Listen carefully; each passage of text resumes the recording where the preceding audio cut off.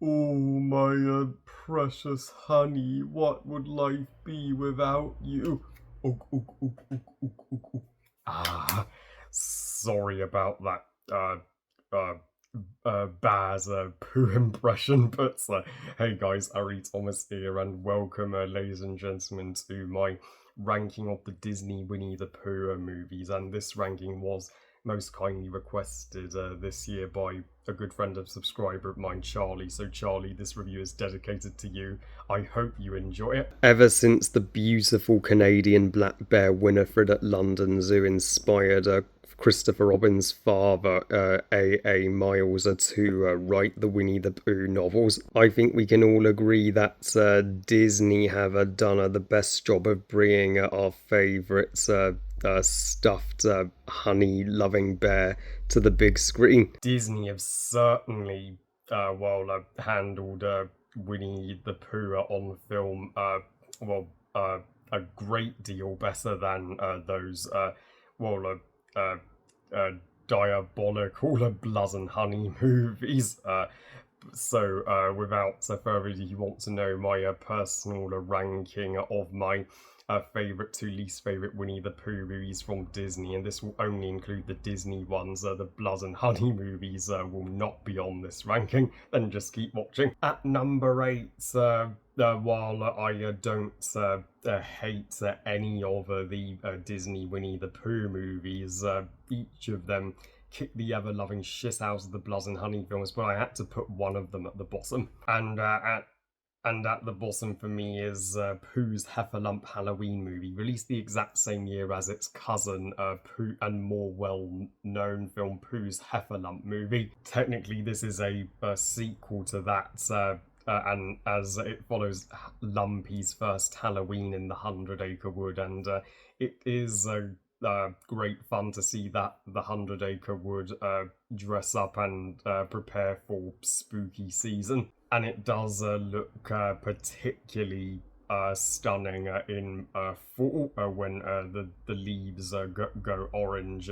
However, this movie in execution felt a little babyish, especially in comparison to Pooh's Grand Adventure: The Search for Christopher Robin, which went way further with scaring your pants off. This film doesn't exactly dip a toe into darker waters, which is disappointing. And I mean, it's still the friendship between Roo and Lumpy is still as strong as it was in Pooh's Heffalump movie, and at least the film opens in the traditional classic way that a Winnie the Pooh movie opens, in Christopher Robin's room with his toys and the storybook. But the film also felt too short at just an hour and 5 minutes. So this film really could have aimed higher than just being any old Halloween special, which is exactly what it is. Also, the part of the movie with Roo telling the story of what happened before him and his mother Kanga moved to the 100-Acre Wood, that went on too long. It went on and on. Even the song slipped my mind. It was the most forgettable Winnie the Pooh song I had ever heard. At number 7, Pooh's Heffalump movie. Yes, this movie is a bit better than its a sequel, but it's still one of the lesser Disney Winnie the Pooh efforts. Ever since the song Heffalumps and Woozles from Pooh's Grand Adventure, it is awesome we finally get to see the Heffalumps actually meet the 100-Acre Wood gang, and we even get a sneak peek into their realm of Heffalump Hollow, and Ruin discovers that Heffalumps are completely misunderstood and not the monsters the others think they are. His bond with Lumpy is the heart of this movie, and it's lovely to see Roo get a more of a protagonist role since the Tigger movie. And the Shoulder to Shoulder song is a decent bonding song, but overall this film did come off as predictable. Exactly how the story's going to play out and going to end, we and Lumpy's mum, yeah, she should have gotten a lot more screen time. We didn't get to see her until the third. At number six, the Tigger movie, what was for so long the highest grossing movie in the franchise until 2018's Christopher Robin topped this. And I did have this movie on VHS, and I can't deny I liked it as a kid, but even back then I didn't think it was perfect, and I can still see its flaws as an adult. So while there are some heartwarming moments, especially with Tigger realizing, well, he already has a family in the Hundred Acre Wood Gang, and this is Jim Cummings' movie to shine. And as Tigger imagining what his family would be is the film's most entertaining part. Plus, the avalanche is a enthralling finale. But it's underwhelming we don't get to see any other Tiggers physically show up, and it's a shame. We all we guess is the Hundred Acre Wood Gang dressing up as other Tiggers just to please him. At number five, Piglet's big movie, and Piglet doesn't grow to a giant in this movie or anything. It's just all about Piglet. After Tigger got his own movie, it seems only right to give the other supporting Hundred Acre Wood characters their time in the spotlight, and Piglet was up next. So we'd better get a Kanga movie or an Eeyore movie one of these days. And this movie is sweet and as charming as can be. And it does have a strong message about not letting others underestimate you just because of your size. And it's and them are going through the book of the great things Piglet did. They do have those scenes do have some great stories that don't drag, and have some nice songs, including the Mother song and the Sing Ho for the Life of the Bear, and of course the film's signature song that plays in the credits of the Pooh Corner song, and even though scene with Al felt a little pointless, and yes, Piglet is. We do get a lack of him in the present events of the movie, but the flashback scenes with him in the stories do kind of make up for that. At number four, Winnie the Pooh 2011. Yes, the title is uncreative, but the movie ain't.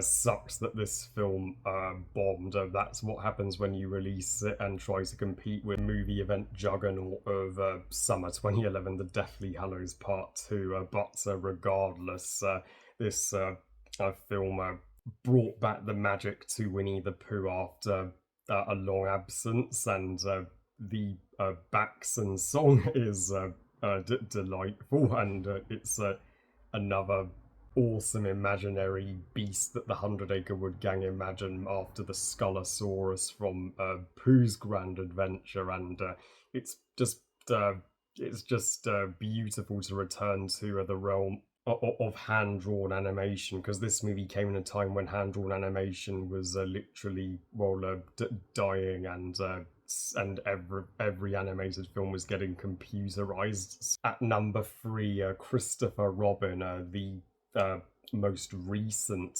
Disney Winnie the Pooh movie, and the only live action movie on this list. And I know you are all speechless that I ranked a live action film this high. This is one live action Disney movie that calls back to the classic animated ones that I don't despise, as it's actually has the magic and the charm of those films, and it's so different and unique, focusing on Christopher Robin and his life in London with his wife and daughter, and we get a bit of a break from the Hundred Acre Wood Gang, even though they do appear, and their CGI forms don't look as creepy as they could have done. Ewan McGregor, Hayley Atwell, and Madison's child actress are all superb in this movie as Christopher's family, and it's great to see Madison take as much of an interest in the Hundred Acre Wood and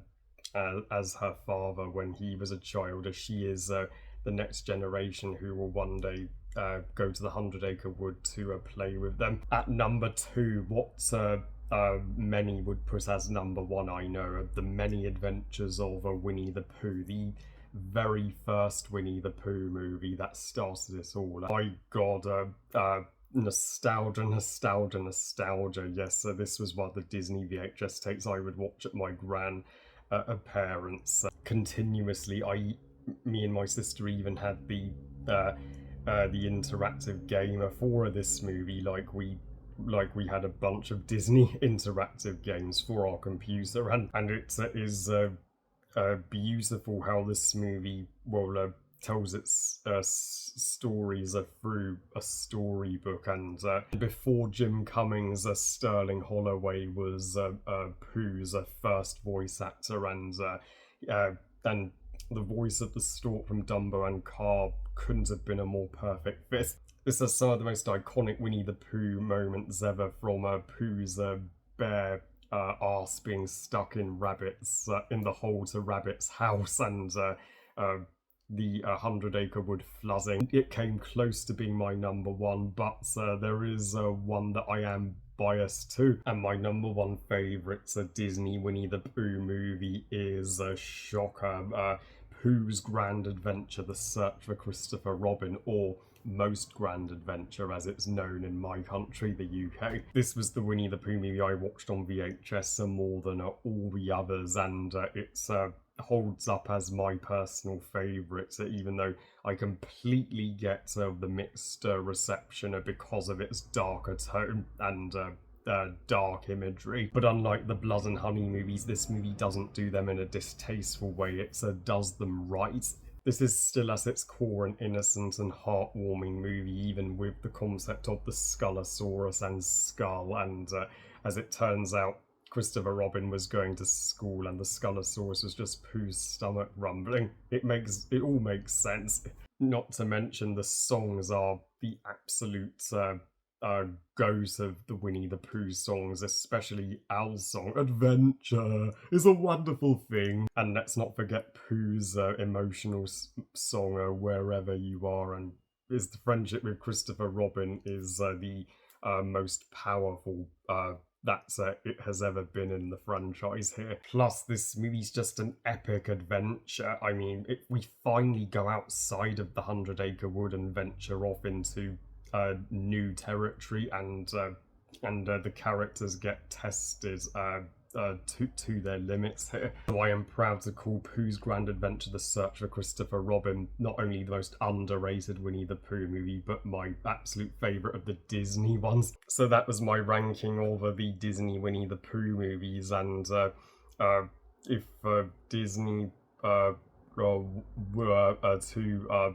bring back Winnie the Pooh to animation, then we can only hope one day that does come true to ease the trauma of the Blood and Honey films. Well, I love you guys. Thank you for watching. I hope you guys enjoyed this ranking. And what's your ranking of the Disney Winnie the Pooh movies? Is your list similar or very different to mine? Please comment and let me know. Please like this video and subscribe. Please follow me on Twitter and on Instagram. And I'll see you next time. And remember, movies are us. Bye, guys.